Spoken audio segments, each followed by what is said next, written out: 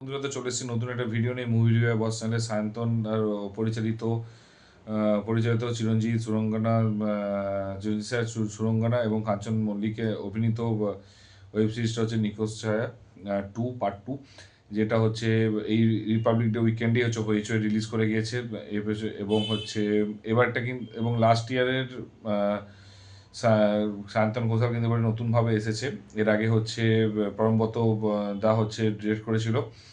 তো সত্যি কথা, নিখোঁজ ছায়া পার্ট 1 আমি অনেক পরে দেখেছিলাম, যখন রিলিজ করেছিল তখন দেখিনি, কারণ তখন আমার সাবস্ক্রিপশন ছিল না। তো পরে আমি তখন দেখেছিলাম, আমার খুব একটা খাস লাগেনি। ফার্স্ট টাইম বলে দিই, আমার কিন্তু খুব একটা খাস লাগেনি। যখন সেকেন্ড পার্টটা, সত্যি কথা বলতে, ডিরেক্টর চেঞ্জ হলো, তো বেসিক্যালি আমার এক্সপেকটেশনটা মনে হলো যে একটু ভালো হবে। তার কারণটা হচ্ছে যে, যদি কেউ দেখে থাকো, ফেলুদা দেখলাম, সেম জিনিস পুরনো ডিরেক্টর সৃজিতদার যে দুটো ফেলুদা ছিল তার থেকে অনেক বেটার হয়েছে এবারে ফেলুদাটা। অ্যাজ ওয়েল এজ হচ্ছে সেম জিনিস দেখতে পেয়েছি আমরা এর ক্ষেত্রেও, বিজয়নগরের হিরের ক্ষেত্রেও দেখতে পেয়েছি। তো এক্সপেকটেশন একটু ডিফারেন্ট হয়েছে, যে ডিরেক্টর চেঞ্জ হয়েছে, কিছু নতুন মশলা অ্যাড হবে, কিছু সুন্দর হবে। তো সেই এক্সপেকটেশন নিয়ে দেখতে শুরু করেছি এবং এক্সপেকটেশনে মিট হয়েছে। আমি পার্সোনালি বলছি, আমার ভালো লেগেছে নিখোঁজ ছায়া 2। নিখোঁজ ছায়া 1-এর থেকে ফার বেটার, অনেক অনেক বেটার লেগেছে। তো যদি কারো মানে ওই যে ওই মানে সাবস্ক্রিপশন থাকে এবং যদি ওয়াচ লিস্ট করতে ইচ্ছা করে, ওয়াচ লিস্ট করতে পারো, কিন্তু সত্যি কথা বলতে ভালো লাগবে, ইন্টারেস্টিং লাগবে, ঠিক আছে। তো এবার আছি স্টোরিটা নিয়ে। স্টোরিটাতে বিশেষ কিছু বলা যাবে না, তার কারণটা হচ্ছে এখানে মেন অ্যান্টাগনিস্ট হচ্ছে কাঞ্চন মল্লিক এবং মেইন প্রোটাগনিস্ট হচ্ছে চিরঞ্জিত, ঠিক আছে। এবং এখানে সুরঙ্গনা রয়েছে। তো ট্রেলারে যেটুকু আছে সেটুকুই এর বেশি মানে চিরঞ্জিত সুরঙ্গনাকে হচ্ছে যখন কবলে নিয়ে নেবে, তাকে খুঁজতে কাঞ্চন, এবং তাকে খুঁজতে এবং তাকে কীভাবে বাঁচাবে, আদৌ বাঁচাতে পারবে কি না চিরঞ্জিত, সেটাই হচ্ছে জানার জন্য ওয়েব সিরিজটা দেখতে হবে। এরপরে পজিটিভ দিকগুলো বলে দিই। এই ওয়েব সিরিজের ফার্স্ট পজিটিভ দিক হচ্ছে কাঞ্চন মল্লিক। যদি অ্যাক্টিং হোক বা ডায়লগ হোক বা এক্সপ্রেশন হোক, সিরিয়াসলি বলছি, একটা কমেডি হিরো, কমেডিয়ান, এত সুন্দর একটা কমেডিয়ান, এই যে এত সুন্দর একটা ভিলেনের রোল করতে পারে, সত্যি কথা বলতে অ্যাকচুয়ালি বেসিক্যালি এটা দেখতে পাওয়া গিয়েছিল পুষ্পাতে, ঠিক আছে। সেম জিনিসটাও সাইড রোলে অ্যাক্টিং করতো এবং তারপরে যেভাবে ভিলেনের চরিত্র এসেছিল ঠিক সেরকমভাবেই কিন্তু মাথায় খেলেছে, কিন্তু যে কাঞ্চন কিন্তু ভিলেনের রোল দেখিয়েছে এবং সিরিয়াসলি বলছি, তার প্রত্যেকটা জিনিস দারুণ। ফার্স্ট কথা।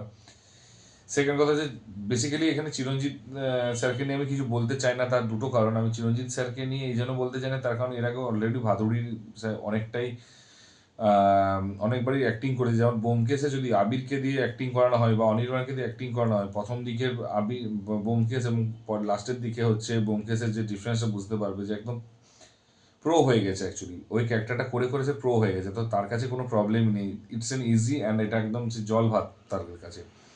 তো সেই জিনিসটা এখানে ম্যাটার করেছে এবং সেটাই ও দেখিয়েছে, ঠিক আছে, বেসিক্যালি।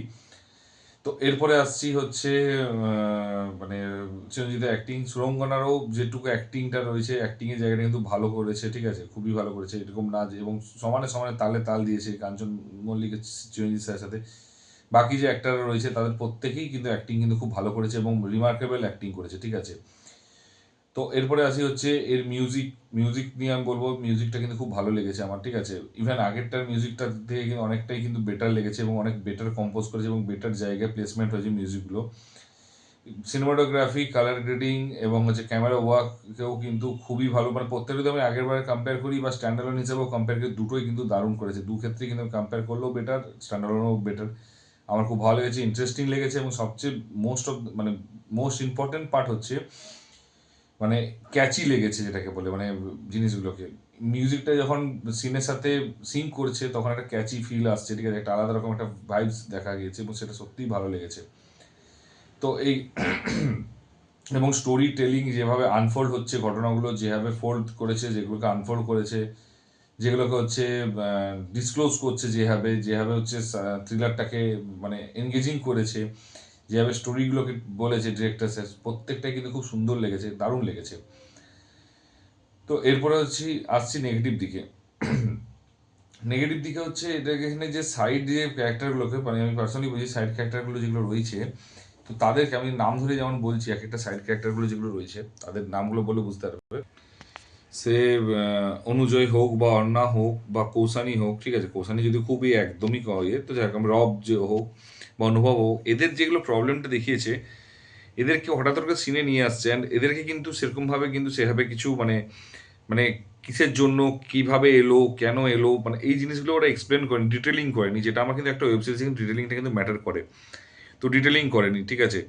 ইভেন যেটা আমি পজিটিভ একটা জিনিস বলতে ভুলে গেছি, মনে পড়লো হঠাৎ করে, কাঞ্চন মল্লিককে যেভাবে বিল্ড আপ দিয়েছে, গৌরবকেও যেভাবে বিল্ড আপ দিয়েছে, যেভাবে ব্যাক স্টোরি দেখিয়েছে, সেখানে কিন্তু ভাদুড়ি সাহেবের ব্যাক স্টোরিটা কিন্তু ডেফিনেটলি ও অনেকবার করেছে মানছি, কিন্তু বাট এইটুকু ব্যাক স্টোরি বা বিল্ড আপ, যেহেতু এটা একটা আলাদা একটা গল্প, তো বিল্ড আপটা হালকা দিতেই পারতো, ঠিক আছে, ক্ষতি কিছু হতো না, তো বিল্ড আপটা দিলে বেটার লাগতো। তো এই জিনিসটা বা এদেরকে এই যে সাইড ক্যারেক্টারগুলোকে যেভাবে নিয়ে আসছিল, অ্যান্ড কোনো মানে কেন নিয়ে আসছে এবং তাদের মানে হঠাৎ হঠাৎ করে সিনে এন্ট্রি হচ্ছে, মানে সেটাকে একটা সিঙ্ক্রোনাইজ ওয়েতে যদি এন্ট্রি করতো, মানে মানে মানে কি বলবো, ট্রানজিশন এফেক্ট হিসাবে যদি এটাকে ঠিকঠাক করে আনতে পারতো তাহলে তো বেটার হতো, ঠিক আছে। আমার এটা অ্যাকচুয়ালি বেসিক্যালি এখানে দুটো পয়েন্টই বললাম, একটা হচ্ছে বিল্ড আপ দেওয়াটা, ঠিক আছে, ভাদুড়ি সাহেব বা গৌরবে যে বিল্ড আপ ঠিকঠাক করে মানে বিল্ড আপ দেওয়াটা, বা হচ্ছে এদেরকে যেভাবে দেওয়াটা প্রবলেম হয়েছে, বা এদের বাকিদের ডিটেলিংগুলোকে অতটা করায়নি, হঠাৎ হঠাৎ সিনে নিয়ে আসছে এবং ঠিকঠাক করে তো মানে ম্যাচ করেনি অ্যাকচুয়ালি। ব্যাপারটা হচ্ছে যে একটা ঘটনা ঘটছে, সেখানে একজন চলে এলো, ঠিক আছে, তাকে আগে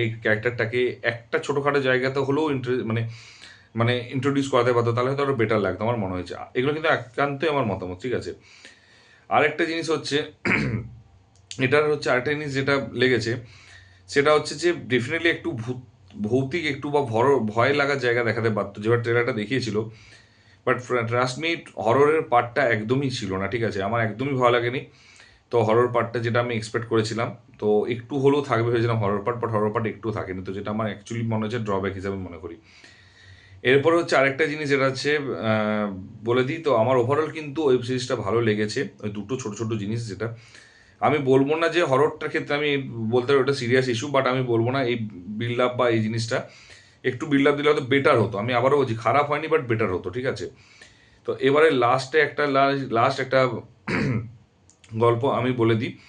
কেউ যদি অডিও বুকে যেহেতু করেছিল এটা, তো অডিও বুকের সাথে যদি কেউ কম্পেয়ার করে বা স্টোরি বুকের সাথে কেউ কম্পেয়ার করে যদি এটা দেখতে আসে, তাহলে কিন্তু ডেফিনেটলি আমি বলছি তার অতটা ভালো লাগবে না। তার কারণ যতটা স্টোরি বুকে লেখা বা অডিওতে যেগুলো পসিবল আছে, যে যে বিল্ড আপগুলো, যে জিনিস, যে এগুলো বিল্ড আপগুলো যেগুলো দেওয়া পসিবল আছে, সেটা কিন্তু কখনো অডিও ভিডিও জায়গাতে কিন্তু ওটা সবসময় পসিবল না। তো ডেফিনেটলি স্টোরি কিছু চেঞ্জেস হয়েছে, কিছু ভালো জিনিসও, চেঞ্জেসের মধ্যে কিছু ভালো জিনিস আছে, কিছু খারাপ জিনিসও আছে, তো সব মিলিয়ে কিন্তু আমার ভালো লেগেছে ওয়েব সিরিজটা, ঠিক আছে।